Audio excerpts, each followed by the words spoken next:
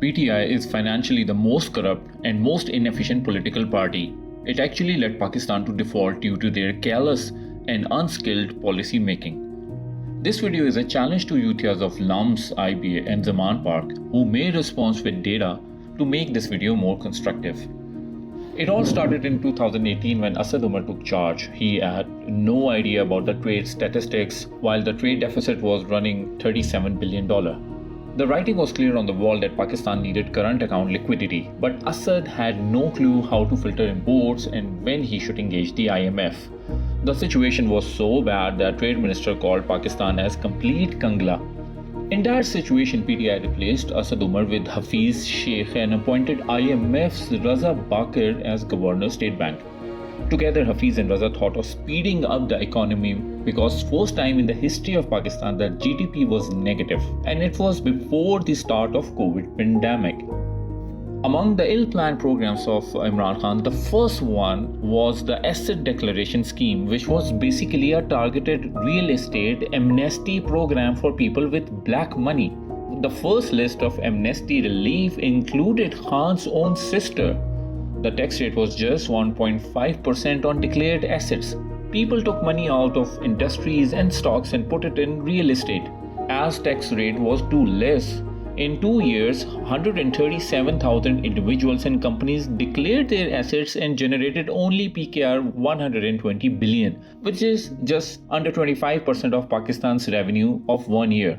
As this program didn't really help with GDP growth, rather adversely affected industries, the duo chalked out a new plan, which is a new flavor of already running program known as LTTF. The new program was called TURF.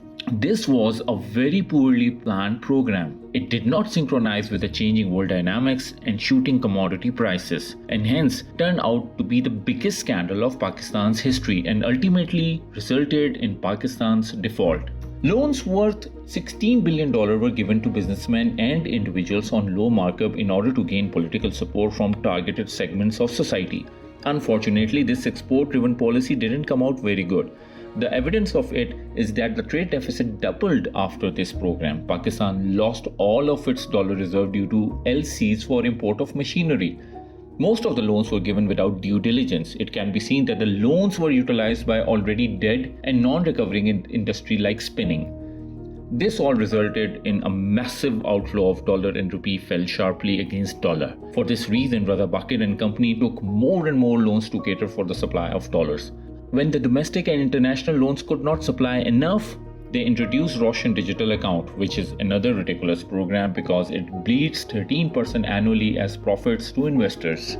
Meanwhile, the current account deficit couldn't support the growth program due to uncapped lending, so the government was pissed off at Chairman FBR for not reaching the revenue targets and fired Shabbir Zaidi.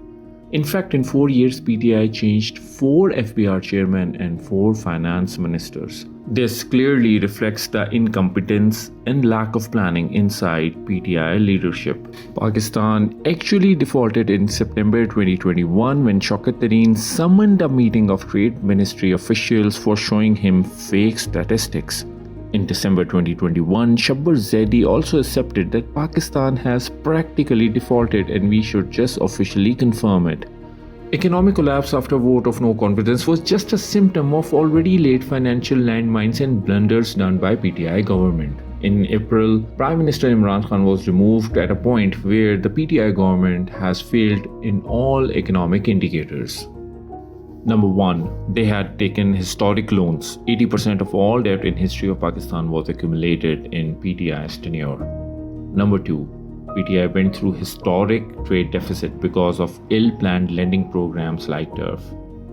Number 3, they escalated money supply, printed more banknotes which were not concurrent with the GDP growth.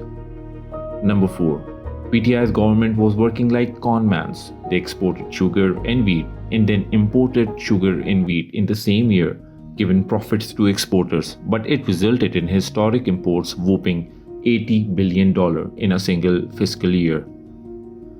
Number 5. Due to uncontrolled lending, rupee collapsed and unmanaged money printing led to historic inflation. This inflation was superimposed by whooping trade deficits, pushing the rupee parity down, in pulling Pakistan to an epic historic default.